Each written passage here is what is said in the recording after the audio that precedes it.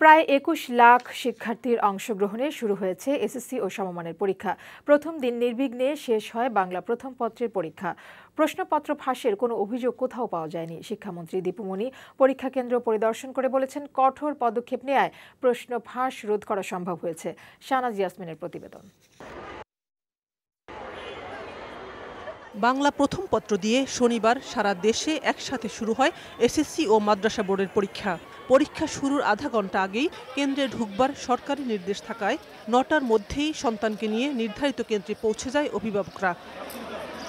এই শিক্ষার্থীরা পিইসি এবং জেএসসি পরীক্ষার মতো পাবলিক পরীক্ষা পার করে এলেও ভবিষ্যৎ জীবনের জন্য এসএসসি পরীক্ষার আলাদা গুরুত্ব রয়েছে তাদের কাছে। এর জন্য তাদের প্রস্তুতি নিতে হয়েছে ২ বছর। নিজেদের প্রতি আত্মবিশ্বাসও রয়েছে তাদের। প্রথমবারের মতো জীবনের বড় পরীক্ষায় অংশ নিতে এসে আশীর্বাদ চাইলেন পরীক্ষার্থীরা। ভালো লাগছে, দোয়া করবেন। মেট্রিক পরীক্ষা আমাদের জন্য অনেক বড় একটি পরীক্ষা। নার্ভাস ফিল হইতাছে অনেক। ভয় তো আছে, কিন্তু সব মিলে যাতে জয় হয় সেটাই তো চাই। একটু ভয় তো লাগছে, আশা করি ভালো হবে ইনশাআল্লাহ। সন্তান যখন পরীক্ষা কক্ষে কেন্দ্রের বাইরে, তখন অপেক্ষায় শত শত অভিভাবক।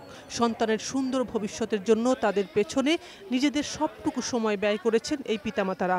আমি চাই সব বাচ্চারা ভালোভাবে পরীক্ষা দেখ, সুন্দরভাবে পরিবেশে যেন পরীক্ষা দেয়। সরকারের সব ব্যবস্থাপনা সবকিছু ভালো করছে। এদিকে রাজধানীর উত্তরায় আশকোনায় বঙ্গমাতা শেখ ফজিলাতুন্নেসা মুজিব সরকারি মাধ্যমিক বিদ্যালয় কেন্দ্র পরিদর্শনের পর শিক্ষামন্ত্রী দীপু মনি বলেছেন, প্রশাসন ও মন্ত্রণালয়ের সতর্ক অবস্থানের কারণে প্রশ্নপত্র ফাঁস ঠেকানো সম্ভব হয়েছে। নিশ্চয়ই চাই যে একেবারে প্রশ্ন ফাঁস মুক্ত, নকল মুক্ত পরিবেশে আমাদের পরীক্ষা হোক। এখন পর্যন্ত অত্যন্ত ভালোভাবেই সেটি হচ্ছে। কোনো ধরনের কোথাও কোনো আমরা নেতিবাচক কোনো খবর আমরা পাইনি। এদিকে সকাল 10টায় পরীক্ষা শুরু হয়ে শেষ হয় দুপুর 1টায়। প্রথম দিনে সুন্দর পরিবেশে পরীক্ষা দিতে পেরে খুশি পরীক্ষার্থীরা। ঢোকার সময় ভয় পেয়েছি, কিন্তু প্রশ্ন দেখা গেছে প্রশ্ন অনেক সোজা হয়েছে। একজন শিক্ষার্থীর জীবনের সবচেয়ে বড় পাবলিক পরীক্ষা এসএসসি। এই পরীক্ষা দিতে এসে শিক্ষার্থীদের মধ্যে শঙ্কা, ভয় যেমন আছে, তেমনি উচ্ছ্বাসও রয়েছে। তবে অভিভাবকদের একটাই চাওয়া, তাদের সন্তানটি যেন একটি সুষ্ঠু পরিবেশে পরীক্ষা দিতে পারে।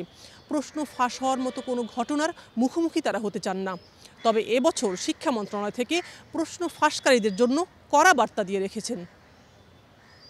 শাহনাজ ইয়াসমিন, বৈশাখী সংবাদ, ঢাকা।